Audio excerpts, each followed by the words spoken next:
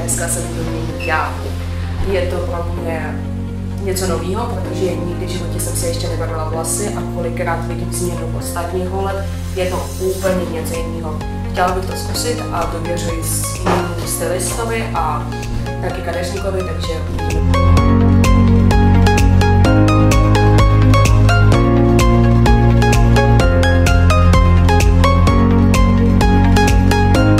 Добрый день, именуюся Александр Соколов.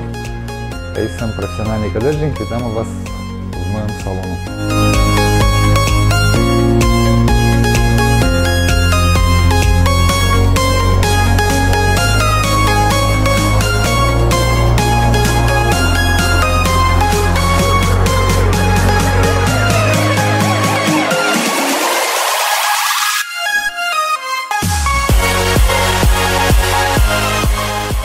Od malička jsem měla dlouhé vlasy.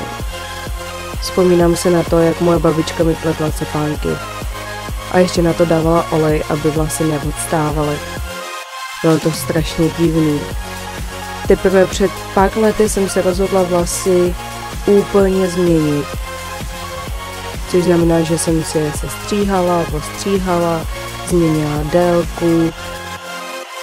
Jediné, na co jsem se neodhodlala, to bylo obarvení.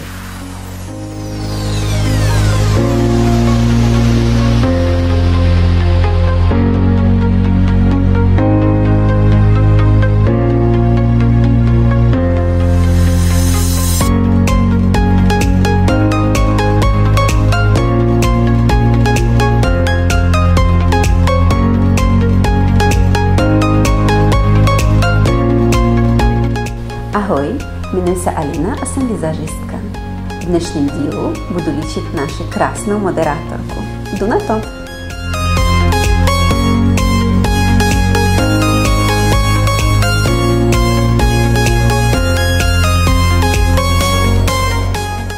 Moderovala jsem pořád Proměno a viděla jsem ty změny, co měly holky. Strašně moc se mi to líbilo, taky jsem to chtěla zkusit. Už od druhého dílu se mi zakradla myšlenka, že vlasy chci odbarvit, ale nevěděla jsem jak. Vysvětlila jsem našemu kadeřníkovi, jaký odstín bych si představovala a on mi poradil, co by bylo pro mě nejlepší.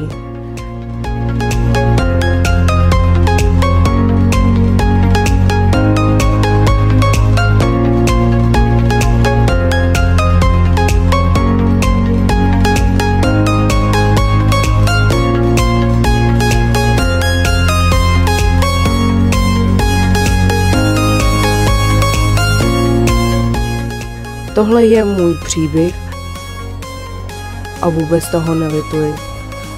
Tohle je moje proměna a to se mi líbí. Vlasy dorostou, barva se změní, ale je škoda, že jsem to neudělala dřív.